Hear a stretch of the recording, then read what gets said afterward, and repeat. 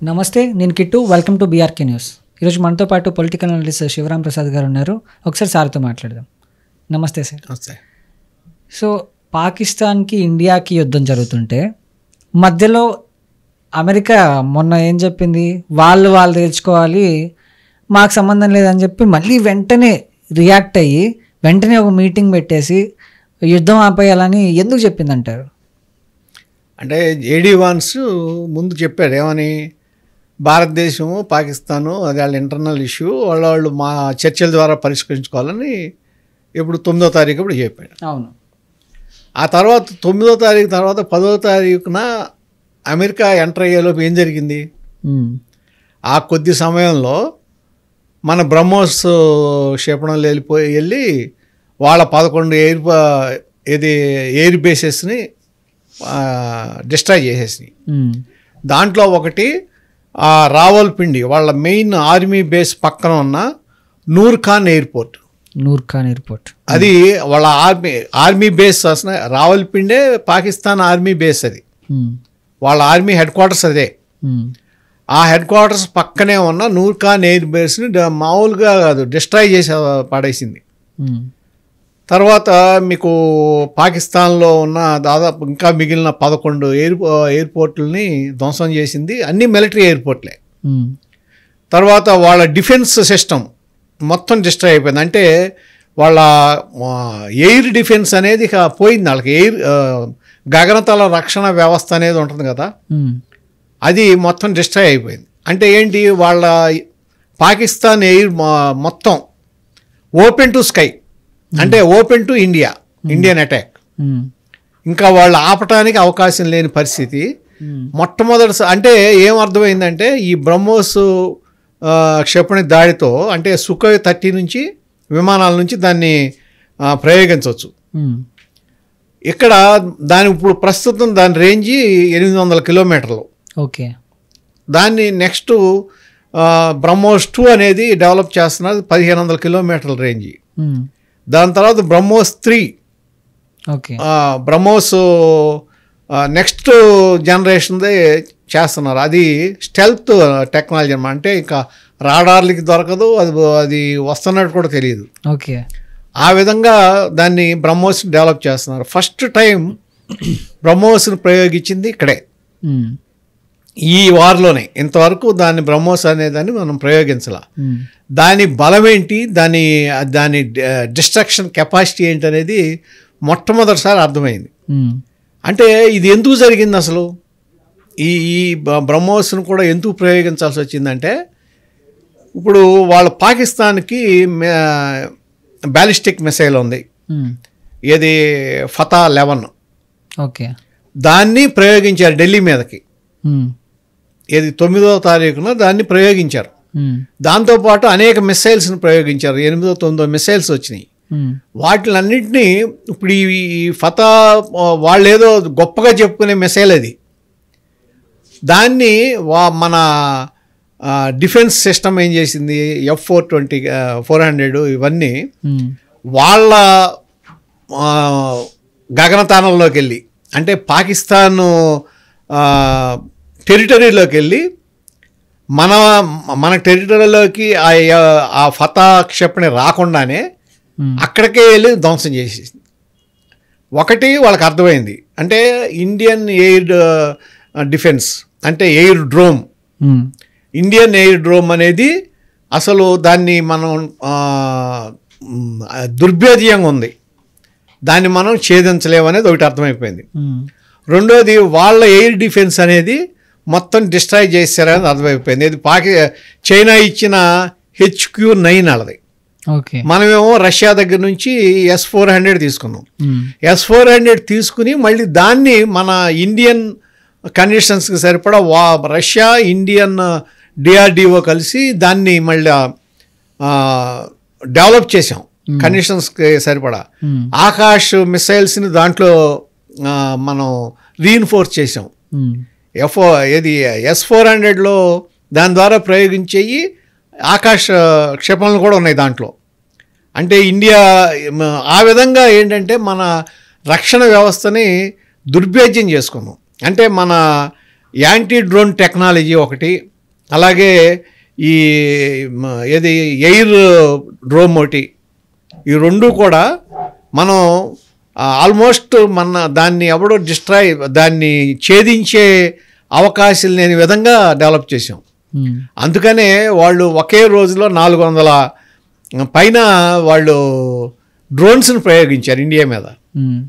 ఏమవలా, drones అన్నీ ఇదైపోయినాయి. పాకిస్తాన్ దగ్గర నుంచి ఇది మన చైనా వాళ్ళ మిసైల్స్ వచ్చినాయి, అది కూడా మనం చూపించారు కదా, చైనా మేడ్ మిసైల్ అది ప్రయోగం, అది సక్సెస్ అవ్వాలా.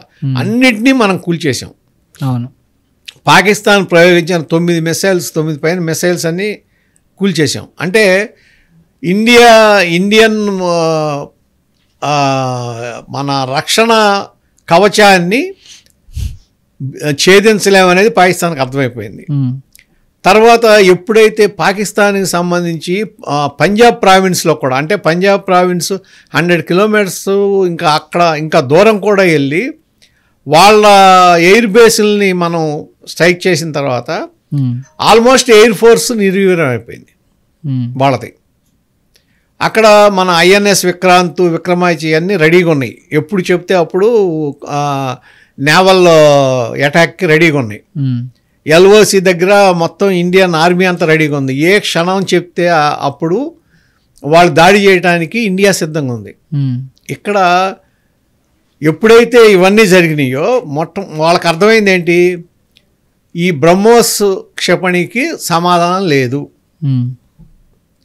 రేపొద్దున ఎక్కడైనా సరే పాకిస్తాన్లో ఏ ప్రాంతాన్నైనా సరే టార్గెట్ చేయగలదు, చేస్తే దాన్ని మనం ఆపలేం, చేయలేం.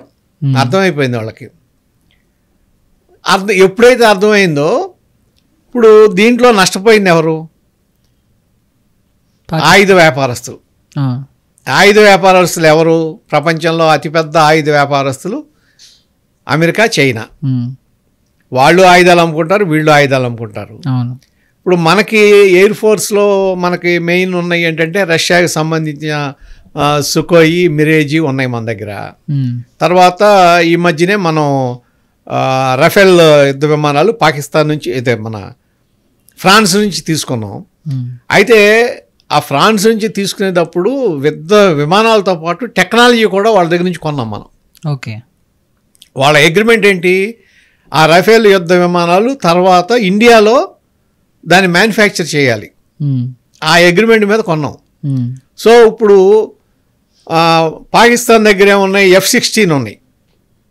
ఇది అమెరికన్ అడ్వాన్స్డ్ టెక్నాలజీ అనుకుంటున్నారు. ఇది గతంలో 1965లో 64-65 వారప్పుడు ఏది శాబర్ జెట్లు, అట్లాగే పఠాన్ యుద్ధ ట్యాంకులు, ఎట్లాగైతే అది ప్రపంచంలో అత్యుత్తమం అన్న వాటిని ఆ యుద్ధం తర్వాత ఆ పేరు అనేదే మర్చిపోయారు ప్రజలు, ప్రపంచం మర్చిపోయింది. ఎందుకంటే అంత ఆ విధంగా డిస్ట్రాయ్ చేశారు వాటిని మన ఇండియన్ ఆర్మీ. ఇవాళ ఈ చైనాకి సంబంధించిన F-15, లేకపోతే ఈ చైనాకి సంబంధించిన J-10, అట్లాగే JF-17, ఈ రెండింటిని కూడా వీటిని ఇండియన్ ఎయిర్ ఫోర్స్ కూల్చేశారు అనేది ఒకటి వచ్చింది. రెండు విమానాలను కూల్చారని వాళ్ళ పాకిస్తాన్ సంబంధించిన వాళ్ళ ఆర్మీనే ప్రకటించింది. తర్వాత F-16 కూలిపోయింది అంటున్నారు, కానీ దాన్ని ఇంకా ఏది నిర్ధారణ చేయట్లా. F-16 అనేది కనుక కూలిపోయిందని వస్తే, అంటే ఇంతకు ముందు కూడా మన దీంట్లో ఒకసారి 19లో అనుకుంటా F-16 ఇండియన్ ఆర్మీ కూల్చిందన్న తర్వాత దాని ఏది సేల్స్ పడిపోయింది ఒకసారి. F-16 ఇవన్నీ తయారు చేసేది లాక్హీడ్ మార్టిన్, ఇది అమెరికా ఇది. అట్లాగే దానికి సంబంధించి ఇంకా మిగిలిన F-18, F-15 ఇవేమో వాళ్ళ బోయింగ్ తయారు చేస్తుంది. ఇవన్నీ అమెరికన్ కంపెనీసే. ఇక్కడ చైనాకి సంబంధించి J-10, JF-17 చైనా తయారు చేసేది. అట్లాగే HQ-9 ఈ ఏది ఈ గగనతల రక్షణ వ్యవస్థ ఉంది కదా, ఇది చైనాది. ఇవన్నీ ఫెయిల్ అయిపోయినాయి. ఇప్పుడు F-16 కూడా కూల్చింది అనేది నిర్ధారణ అయిందనుకోండి, అప్పుడు వాళ్ళ వ్యాపారం అనేది పూర్తిగా పడిపోతుంది. అంటే ఈ వారు ఈ 10వ తారీఖు దాటి కనుక కంటిన్యూ అయితే పాకిస్తాన్ పరిస్థితి ఏంటి? ఇండియన్ అటాక్ను తట్టుకునే పరిస్థితి లేదు వాళ్ళకి. రేపు వాళ్ళ F-16 పనిచేయు, వాటిని మన వాళ్ళు కూల్చేశారనుకోండి, అప్పుడు దాదాపు ఏమవుతుంది, కొన్ని లక్షల కోట్లు నష్టం జరుగుతుంది ఆ కంపెనీలకి. ఎందుకంటే ఇంకా బ్రాండ్ని ఎవరో కొనరు. ఆ పరిస్థితి రాకుండా ఆపటం కోసమే తొందరపడ్డారు. అమెరికా చైనా కూడా తొందరపడింది. ఎందుకంటే పూర్తి స్థాయి అటాక్ గనక ఇక వస్తే వాళ్ళకి అర్థమైపోయింది పరిస్థితి ఏంటండి. ఏ విధంగా అసలు 400 డ్రోన్లు ఒకే రోజు చేసి కూడా అటాక్ చేసి కూడా నష్టం చేయలేకపోయారు అంటే పరిస్థితి ఏంటి? ఇండియా పరిస్థితి ఏంటి? ఇండియా ఏ స్థితిలో ఉంది, పాకిస్తాన్ ఏ స్థితిలో ఉంది అర్థమైపోతుంది కదా. ఎప్పుడైతే ఆ పరిస్థితి వచ్చిందో ఇప్పుడు వాళ్ళ తయారు చేసేవన్నీ, ఇప్పుడు లాక్హీడ్ మార్టిన్ కానీ ఈ బోయింగ్ వాళ్ళు కానీ తయారు చేసే F-16 కానీ, అట్లాగే చెంగ్యూ కార్పొరేషన్ ఏదో చైనా వాళ్ళు తయారు చేసే ఈ J-10 లేకపోతే JF-17 విమానాలు కానీ వీటిని ఎవడో కొనడం. అంటే అల్టిమేట్గా నష్టపోయే దేశాలే ఈ యుద్ధం వలన అమెరికా చైనా పాకిస్తాన్ ఒక విధంగా ఏదంటే డైరెక్ట్ అటాక్ వాళ్ళకి. ఆర్థికంగా నష్టపోయేది ఆ 2 దేశాలు. At the same time super పవర్గా ఎదిగేది ఏది? ఇండియాలో కూడా రెండోది ఏంటి, ఇండియాకి సపోర్ట్ చేసింది ఏంటి? రష్యా. అంటే Russian technology, Indian technology plus Israel technology కొంత వచ్చింది మనకి, ఏది గగనతల రక్షణకు సంబంధించి. అప్పుడు ఈ మూడిటికి డిమాండ్ పెరుగుతుంది. ఇవాళ ఇండియాలో కూడా ఏది రక్షణకి సంబంధించిన వాటిని అమ్మే స్టేజ్కి ఇండియా కూడా వస్తుంది. మనం కూడా తయారు చేస్తాను. అంటే ఈ దీనికి సంబంధించి ఈ వారు వీటికి సంబంధించి మనం కూడా పోటీదారుగా ఎదిగే పరిస్థితి వస్తుంది. అప్పుడు అది నష్టం ఎవరికి? ఆ 2 అగ్రదేశాలకి నష్టం. కాబట్టి ఇమీడియట్గా ఆ యుద్ధాన్ని ఆపాల్సిన అవసరం ఉంది. కాబట్టి ఆ ముందు రోజున జేడీ వాన్స్ గారు వాళ్ళిద్దరూ మాట్లాడుకోవాలన్న దాని నుంచి వెంటనే రియాక్ట్ అయ్యి కల్పించుకొని మీరు యుద్ధ విరమణ చేయండి అని పాకిస్తాన్ మీద ఒత్తిడి తీసుకొచ్చి చేయించింది కారణం అదే.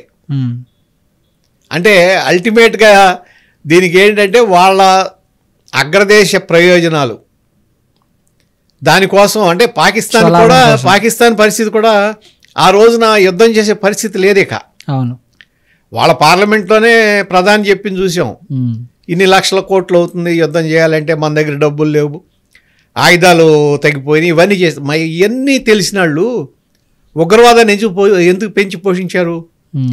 ఎందుకు భారతదేశం మీద దొంగదాడులు చేయాలని ట్రై చేస్తున్నారు? ఇవన్నీ చేయకుండా వాళ్ళ దేశాన్ని వాళ్ళు డెవలప్ చేసుకోవచ్చు కదా. ఆ పని చేయకుండా ఇవాళ ఈ విధంగా చేయటం వలన వాళ్ళకి ఇప్పటికైనా సరైన బుద్ధి తెచ్చుకుని రాజకీయ నాయకులు పాకిస్తాన్ని అభివృద్ధి చేసుకునే విధంగా చేసుకుంటే మంచిది తప్ప ఇట్లా దొంగ దెబ్బలు తెద్దామంటే మాత్రం ఘోరంగా